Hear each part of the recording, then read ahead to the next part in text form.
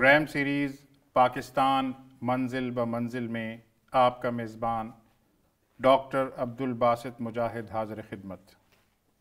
یہ پروگرام علامہ Iqbal open university نے یوم آزادی کے جشن کے سلسلے میں ترتیب دیا ہے۔ ناظرین، آپ کے علم میں ہے کہ ہم ہر ایپیسوڈ میں ایک پڑاؤ، تاریخ کا ایک پڑاؤ، ہماری اس سفر کا ایک پڑاؤ، اس کے بارے میں گفتگو کرتے ہیں۔ آج ہم بہت ہی اہم جو حصہ ہے اس پاکستان موومنٹ کا، وہ ہے 1940 سے 1947 تک کا حصہ، جب مسلمانان بر صغیر پاک و ہند نے یہ ڈیسائیڈ کر لیا کہ اب ہماری منزل علیحدہ ملک ہوگا، اور اس کے لیے ہمارے آپ کے ہم سب کے علم میں ہے کہ مارچ 1940 میں آل انڈیا مسلم لیگ کا سیشن لاہور میں اس وقت کے منٹو پارک اور آج کے مینار پاکستان پر وقوع پذیر ہوا۔ اس کے بعد بر صغیر پاک و ہند کی تاریخ کا دھارا بالکل بدل گیا۔ اس دور کے بارے میں 1940 سے 1947 کے بارے میں آج ہم جس شخصیت سے گفتگو کریں گے وہ ہیں ڈاکٹر کوثر پروین صاحبہ۔ آپ خود ایک ویل پبلشڈ ہسٹورین ہیں۔ آپ کی کتاب منصہ شہود پر آ چکی ہے۔ اس کے علاوہ بھی آپ نے بہت سارے بین الاقوامی جو جرائد ہیں ان میں، اور بہت سارے ایسی کتابیں ہیں جن کے ابواب آپ نے تحریر کیے ہیں۔ آپ اس وقت شعبہ تاریخ علامہ اقبال اوپن یونیورسٹی کی چیئرپرسن ہیں۔ ڈاکٹر صاحبہ، آپ کو پروگرام میں خوش آمدید کہتے ہیں۔ بہت شکریہ آپ کا۔ ڈاکٹر صاحبہ، میں آپ سے یہ جاننا چاہوں گا کہ پاکستان کی تحریک کی تاریخ، اس میں ایک سنگ میل ہے 1940۔ جی۔ پاکستان کی ریزولوشن، جسے اس وقت لاہور ریزولوشن کہا گیا تھا، وہ نہ صرف پیش ہوتی ہے، پاس ہوتی ہے، اور اس کے بعد تاریخ کا دھارا ایک اور رخ لیتا ہے۔ میں چاہوں گا کہ آپ ہمیں یہ بتائیں کہ اس دور کی اہمیت کیا ہے، اور اس میں کیا اہم واقعات وقوع پذیر ہوئے جو کہ پاکستان کی تخلیق پر منتج ہوئے۔ جی، بہت شکریہ باسط صاحب مجھے اس پروگرام میں مدعو کرنے کا۔ اور یہ جو 1940 کا جو سال ہے، یہ ایک ایسا سال ہے جس سے کہ جو تاریخ ہے اس کا، جیسے آپ نے کہا کہ دھارا بدل گیا۔ تو جو پاکستان کی قرارداد پیش کی گئی، اس کا نام جو ہے قرارداد لاہور تھا، لیکن اس کو جو ہندو ہیں انہوں نے اس کو قرارداد پاکستان کا نام دیا۔ اور اس میں ایک ایسا ایونٹ تھا جس میں کہ ایک تو آل انڈیا مسلم لیگ کو as a representative of the Muslims اس کو وہ ریکگنائز ہو گئی اور اسٹیبلش ہو گئی، اور دوسرا اس میں یہ تھا کہ محمد علی جناح بھی ایز اے قائد اعظم وہاں ریکگنائز ہو گئے، کہ تمام ہندوستان کے جو لوگ ہیں انہوں نے نہ صرف اس پارٹی کو تسلیم کیا، بلکہ جو قائد اعظم ہیں وہ بھی اس میں قائد اعظم صحیح معنوں میں سامنے آئے، کہ تمام لوگوں نے ان کو اسٹیبلش کیا، سپوکسمین کے طور پر، جی، سول سپوکسمین کے طور پہ سامنے آئے۔ اور اس کے بعد یہ کہ پوری جو کمیونٹی، مسلم کمیونٹی تھی، اس کو ایک خاص ڈائریکشن ملی اور ایک فوکس مل گیا کہ اب ہم نے پاکستان جو ہے وہ حاصل کرنا ہے، منزل واضح ہوگی۔ تو یہ ایک بہت بڑا جو ہے لینڈ مارک اچیومنٹ تھی اس قرارداد کی۔ اس کے بعد بہت سارے مراحل آئے، اور اس میں ایک چیز امپورٹنٹ ہے کہ یہ جو ٹائم ہے، یہ جو دوسری جنگ عظیم کا دور ہے، اور اس دوسری جنگ عظیم کا جو اثرات ہیں جو ہندوستان کے اوپر پڑے، اس کی وجہ سے جو پیس ہے ایونٹس کی وہ ایک دم سے چینج ہوگی، تیزی سے واقعات ہونا شروع ہو گئے۔ اب اس سارے سینیریو میں اگر ہم اس کو اس طرح سے دیکھیں کہ جو پولیٹیکل فیلڈ تھی اس کے اندر 3 پولیٹیکل ایکٹرز تھے. ایک تو برٹش گورنمنٹ تھی, اس کے بعد کانگریس تھی اور مسلم لیگ تھی. اب جو بھی دوسری جنگ عظیم کی وجہ سے جو برٹش گورنمنٹ ہے وہ چاہ رہے تھے کہ کانگریس اور مسلم لیگ جو نمائندہ جماعتیں تھیں اس وقت کی وہ ان کا تعاون حاصل کرے. لیکن جو ظاہر ہے یہ ایک پولیٹیکل اپورچونٹی بھی تھی دونوں جو جماعتیں ہیں ان کے لیے, تو انہوں نے اس کو میکسیمم یوٹیلائز کرنے کی کوشش کی تاکہ جو ان کے مطالبات ہیں وہ تسلیم کیے جائیں, زیادہ سے زیادہ وہ اپنا پولیٹیکل جو موٹیو ہے وہ حاصل کر سکیں, آبجیکٹیوز حاصل کر سکیں. تو اب اس میں جو کانگریس ہے اس کا جو آبجیکٹیو تھا وہ تھا کمپلیٹ انڈیپینڈنس, اور جو مسلم لیگ کا آبجیکٹیو ہے وہ تھا پارٹیشن اور ایک نیا ملک حاصل کرنا. اس کے بعد اب یہ جو 3 جو پولیٹیکل ایکٹرز ہیں ان کے درمیان جو پولیٹیکل نیگوشیشنز چلتی رہیں, پھر پولیٹیکل ان کی اسٹریٹجیز دیکھنے کی ضرورت ہے کہ کس طرح سے انہوں نے ایک دوسرے کے ساتھ انٹریکٹ کیا. اب اس میں ایک جو بڑی امپورٹنٹ چیز تھی کہ لارڈ ویول نے جب ایگزیکٹو کونسل کو ایکسپینڈ کرنے کی کوشش کی تو وہاں پہ جو مسلم لیگ ہے اس کا ایک سٹانس تھا کہ بیکاز وہ سولس ریپرزنٹیٹیو ہے تمام ہندوستان کے مسلمانوں کی, تو وہ چاہتے تھے کہ جتنے بھی نمائندے ہیں وہ مسلم لیگ سے لیے جائیں, جبکہ کانگریس کا سٹانس تھا کہ نہیں ہم بھی ریپرزینٹ کرتے ہیں مسلمانوں کو تو ہمارے سے بھی کچھ نمائندے لیے جائیں. تو یہ ان کا ایک بہت کانفلکٹ تھا جس کی وجہ سے جو فردر جو ہے جتنی بھی ڈیولپمنٹ ہوئی ہے اس پہ یہ جو کانفلکٹ ہے اس نے یہ اثر انداز ہوا. اس کے بعد جو برٹش گورنمنٹ ہے انہوں نے ایک مشن بھیجا کرپس مشن کی صورت میں, جس کی پھر پروپوزل سامنے آئی کہ انہوں نے یہاں کے جو دونوں پولیٹیکل پارٹیز ہیں ان کو آفر کیا. اب یہ تھا کہ جو برٹش گورنمنٹ ہے انہوں نے ان کو مطمئن کرنے کے لیے جو یہاں کی دونوں پارٹیز ہیں یہ کہا کہ جنگ ختم ہونے کے بعد ہم آپ کو کمپلیٹ انڈیپینڈنس دے دیں گے. یعنی یہ اس کا ایک امپورٹنٹ ایکسیپٹنس ہے برٹش راج کی طرف سے کہ اب وہ اس پر آمادہ ہیں. جی بالکل, یہ اور وہ آمادگی بھی وہ ظاہر ہے سیکنڈ ورلڈ وار کی وجہ سے جو کمزور ہو گئے اس کی وجہ سے تھی. اب ایک یہ انہوں نے اس میں کنسیڈ کی ڈیمانڈ جو یہاں کے لوگوں کی تھی. دوسری چیز یہ تھی کہ کرپس پروپوزلز میں انہوں نے یہ کہا کہ ہم ایک آپ کی انڈین یونین بنائیں گے اور انڈین یونین کے اندر جو بھی پروونسز ہوں گے ان کو یہ اختیار ہوگا کہ وہ کچھ ٹائم پیریڈ کے بعد اگر وہ الگ ہونا چاہیں یا کوئی اپنا الگ گروپ بنانا چاہیں تو وہ بنا سکتے ہیں. اور ایک چیز اور یہ انہوں نے کہا کہ آپ ایک کانسٹیٹیوشن بھی ہم بنائیں گے, کیونکہ جو یہاں کے تھی کانگریس اور دوسری جو پارٹیز تھیں ان کی ایک بڑی ڈیمانڈ یہ بھی تھی کہ ہم لوگ جو لوکل لوگ ہیں ہمیں خود اپنا کانسٹیٹیوشن بنانا چاہیے. تو کانسٹیٹیوئنٹ اسمبلی جو ہے ایک بڑی ڈیمانڈ تھی ان کی, تو اس کو کنسیڈ کیا. تو یہ بڑی بڑی ڈیمانڈز تھیں جو کہ اس وقت صرف دوسری جنگ عظیم کی وجہ سے انہوں نے کنسیڈ کی. یہاں ڈاکٹر صاحبہ میں آپ سے یہ جاننا چاہوں گا کہ آپ نے بتایا کہ کرپس مشن اور اس کی پروپوزلز اور اس کو آپ نے اس کا جسٹ ناظرین کے سامنے پیش کیا. میں جاننا چاہوں گا کہ یہ جو وہ اس وقت گنجائش دے رہے تھے اس گنجائش میں انڈین کانگریس جو ہے انڈین نیشنل کانگریس وہ چاہ رہی تھی کمپلیٹ انڈیپینڈنس, یعنی وہ چاہ رہی تھی کہ اقتدار ہونے ملے جی, اور مسلم لیگ چاہ رہی تھی کہ پارٹیشن ہو.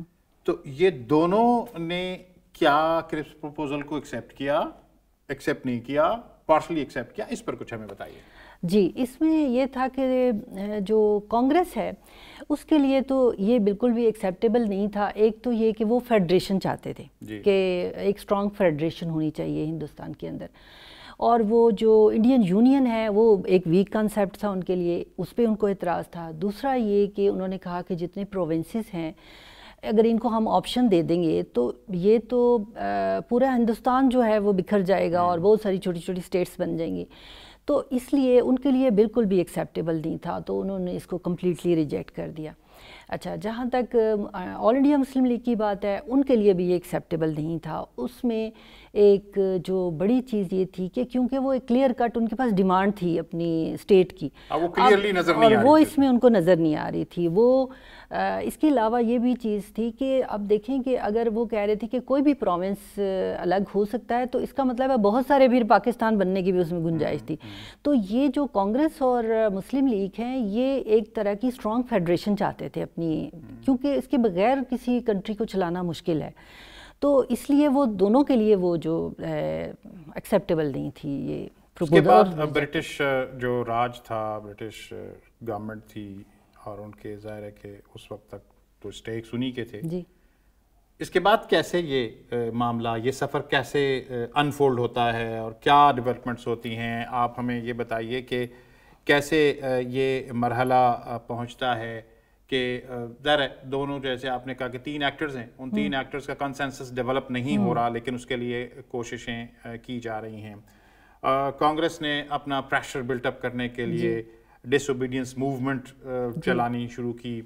41 میں آپ دیکھ رہی ہیں کہ وہ ہو رہا ہے. ساتھ ساتھ وہ لارڈ لنگلتگو جو ہے اس نے یہ کہا کہ اس طرح کی پروپوزل آگے جانی چاہیے. اس کے بعد ہم آگے جب بڑھتے ہیں تو ہم دیکھتے ہیں کہ ظاہر ہے کہ سملا کانفرنس بھی انعقاد پذیر ہوتی ہے اسی بات کو ریزولو کرنے کے لیے. جیسے آپ نے کہا کہ کانسٹیٹیوشن کی ڈیمانڈ اور کانسٹیٹیوشن پر کنسنسس کہ اس کا ماڈل کیا ہو، اس پر بات ہو رہی ہے. تو آپ بتائیے کہ یہ جو سملا کانفرنس ہے اور سملا کانفرنس سے پھر کیبنٹ مشن تک کا سفر ہے، اور کیبنٹ مشن کیا تھا اور اس کا پھر کیبنٹ مشن پلان کیا تھا، اس پر ہمیں کچھ بتائیے. جی. اس میں جب یہ کرپس پروپوزل کے رسپانس میں جو ہم بات کر رہے تھے کہ کانگریس اور آل انڈیا مسلم لیگ کی، تو کانگریس نے جب اس کو ریجیکٹ کیا تو اس کے بعد کوئٹ انڈیا موومنٹ سٹارٹ کر دی کہ بھئی ہمیں آپ کی کسی قسم کی پروپوزلز ایکسیپٹیبل نہیں ہیں، آپ ہندوستان چھوڑ دیں. تو ظاہر ہے کہ یہ ان کے پارٹ میں ایک بڑا پولیٹیکل انیشیٹو تھا کہ وہ ایک بڑی موومنٹ سٹارٹ کر رہے تھے اور ان کو پریشرائز کر رہے تھے کہ وہ سارے کا سارا اقتدار جو ہے وہ کانگریس کو منتقل کر دیں اور خود ملک چھوڑ کے چلے جائیں. تو اس پہ جو آل انڈیا مسلم لیگ ہے اس نے یہ اسٹریٹجی اپنائی کہ اس نے بھی ایک موومنٹ سٹارٹ کی، اور اس میں اس موومنٹ کا نام تھا ڈیوائیڈ اینڈ کوئٹ، کہ تقسیم کرو اور پھر چھوڑو. ہاں، پہلے تقسیم کریں پھر چھوڑیں. تو اس طرح سے یہ اس پیریڈ کے دوران یہ ہوا. اب اس دوران میں گاندھی جنا ٹاکس بھی ہوتی ہیں کہ دونوں جو پارٹیز ہیں یہ 1944 میں ہوتی ہیں، اور یہ کوشش کی جاتی ہے کہ دونوں جو پارٹیز ہیں ان کے لیڈرز ہیں وہ آپس میں بات چیت کے ذریعے کچھ نہ کچھ مسائل کو حل کریں. لیکن جو ایک تو یہ بات تھی کہ گاندھی جی کے پاس اتنا کوئی مینڈیٹ نہیں تھا، کانگریس کے جو لیڈرز تھے وہ اپنی جو بھی ان کا سٹانس تھا اس پہ وہ قائم تھے، اور فلیکسیبلٹی بالکل نہیں تھی. اور جبکہ جو گاندھی جی ہیں وہ چاہ رہے تھے کہ بھئی دونوں کے درمیان کوئی نیگوشیشن ہو، کسی نتیجے پہ ہم پہنچ جائیں، کوئی آپس میں بات ریزالو ہو جائے، لیکن وہ نہیں ہو پا رہا تھا. تو اس لیے یہ ٹاکس تو فیل ہو گئیں. اس کے بعد جو ایک بڑی جو ایونٹ ہے اس سارے پیریڈ میں وہ ہے کیبنٹ مشن پلان کا، کہ ایک اور مشن بھیجتے ہیں برٹش گورنمنٹ، اور وہ یہاں آ کے اور وہ اپنی پھر پروپوزلز لے دیتے ہیں. اب یہ ہے کہ یہ جو پروپوزل تھی نا، یہ ایک طرح کی امپرووڈ فارم تھی کرپس پروپوزلز، اس کو امپروو فارم میں، کہ ایک تو انہوں نے یہ کہا کہ جی ہم کانسٹیٹیوئنٹ اسمبلی بنائیں گے، آپ لوگ اس میں جو پروونشل اسمبلیز ہیں وہ ان کے الیکشنز ہوں گے، اور پھر جو پروونشل اسمبلیز ہیں وہ انڈائریکٹ الیکشنز کے ذریعے جو کانسٹیٹیوئنٹ اسمبلی اس کے ممبرز کو الیکٹ کریں گے، اور وہ ممبرز مل کے پھر کانسٹیٹیوشن بنائیں گے. تو یہ ایک اس کے اندر میجر جو ان کی ڈیمانڈ تھی وہ ایکسیپٹ ہو گئی. اس کے بعد جو ایک اور اس کے اندر امپورٹنٹ چیز ہے کہ انہوں نے 3 گروپس بنائے. 3 گروپس میں ایک گروپ جو ہے ہندو میجورٹی ایریاز کا تھا، پروونسز کا تھا، اور 2 گروپس جو تھے نارتھ ویسٹ اور نارتھ ایسٹ، جو کہ ابھی نارتھ ویسٹ پاکستان ہے اور نارتھ ایسٹ جو ہے وہ بنگلہ دیش کا ایریا بھی اس میں شامل ہے، اور جو کچھ بنگال جو ہے انڈیا کے اندر. تو یہ ایریاز انہوں نے 3 گروپس بنا دیے، اور انہوں نے کہا کہ یہ گروپس جو ہیں ان کے پاس یہ ہوگا مینڈیٹ کہ یہ 10 سال کے بعد سپریٹ بھی ہو سکتے ہیں، الگ اپنا کانسٹیٹیوشن بھی بنا سکتے ہیں. تو یہ جو ایک میجر بریک تھرو تھا اس کے اندر. اب اس میں جو آل انڈیا مسلم لیگ ہے اس کو بھی یہ کلیئرلی نظر آ رہا تھا کہ اس کے اندر پاکستان کا جو کانسیپٹ ہے. اور اس وقت کیونکہ جو نارتھ ویسٹ اور نارتھ ایسٹ کا آپ دیکھیں تو لاہور ریزولوشن کے اندر بھی انہوں نے 2 اسٹیٹس کی بات کی ہے نہیں کی, تو وہ جو ان کے ذہن میں انیشل جو ایک کانسیپٹ تھا وہ بھی اس میں ریفلیکٹ ہو رہا تھا. تو اس لیے جو آل انڈیا مسلم لیگ ہے اس نے اس کو ایکسیپٹ کیا کیبنٹ مشن پلان کو, اور جو کانگریس ہے اس نے اس کو ریجیکٹ کر دیا کہ یہ جو پروونسز کی ڈویژن ہے ان کے لیے بالکل بھی ایکسیپٹیبل نہیں ہے. تو اس طرح سے یہ جو کیبنٹ مشن پلان ہے یہاں, اور اس کے بعد اس پلان کے نیگوشیشنز ہوتی رہی ان دونوں پارٹیز اور ان کے لیڈرز کے درمیان. تو پھر گورنمنٹ نے ان کو کنونس کیا اور لیٹر آن دونوں نے اس کو ایکسیپٹ کیا کیبنٹ مشن پلان کو, اور اس کے تحت پھر جو انٹرم گورنمنٹ بنائی گئی جی, اور ان کو دعوت دی گئی تو کانگریس نے بنائی, پھر لیٹر آن مسلم لیگ نے بھی جوائن کر لیا. اور انٹرم گورنمنٹ کے اندر جب ورکنگ ہوئی دونوں پارٹیز کی تو اس میں کانگریس کو بھی ریئلائز ہوا کہ ہمارے لیے مسلم لیگ کے ساتھ اور مسلمانوں کے ساتھ اگر ہم ان کے مطالبات نہیں مانتے تو ہمارے لیے حکومت چلانا کوئی اتنا آسان کام نہیں. اور یہ جو ساری ڈیولپمنٹس تھیں اس سے ان کو ریئلائز ہوا, اور اس میں کانگریس جو ہے وہ اس پیریڈ میں کنونس ہوئی کہ ہمیں کنسیڈ کرنی پڑے گی. یہ اچاریہ فارمولا بھی آیا اس میں, اب ہم دیکھتے ہیں کہ پھر 3 جون پلان آتا ہے جی, اور 3 جون پلان میں گویا وہ سارا بلو پرنٹ ایک لحاظ سے سامنے آ جاتا ہے. تو 3 جون پلان کے بارے میں بھی ہمیں کچھ تھوڑا سا بتائیے, اور پھر ہمیں یہ بتائیے کہ جیسے آپ نے کہا کہ کانسٹیٹیوئنٹ اسمبلی اور اس کانسٹیٹیوئنٹ اسمبلی کیسے وہ بنی اس کے بارے میں بھی آپ نے اشارہ کیا.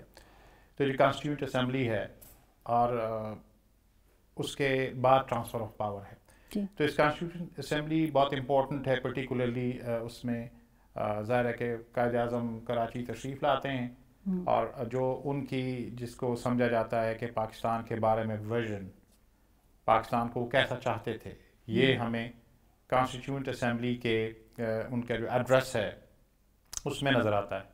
تو آپ ہمیں بتائیے کہ کانسٹیٹیوئنٹ اسمبلی میں جو 11 اگست کی تقریر ہے جس میں قائد اعظم یہ بتاتے ہیں کہ ایک تو وہ مذہبی آزادیوں کی بات کرتے ہیں, دوسرا ایسے لگتا ہے کہ وہ جیسے نبی کریم صلی اللہ علیہ وآلہ وسلم نے ارشاد فرمایا کہ فراست مؤمنانہ سے ڈرو, وہ فورسی کر سکتا ہے.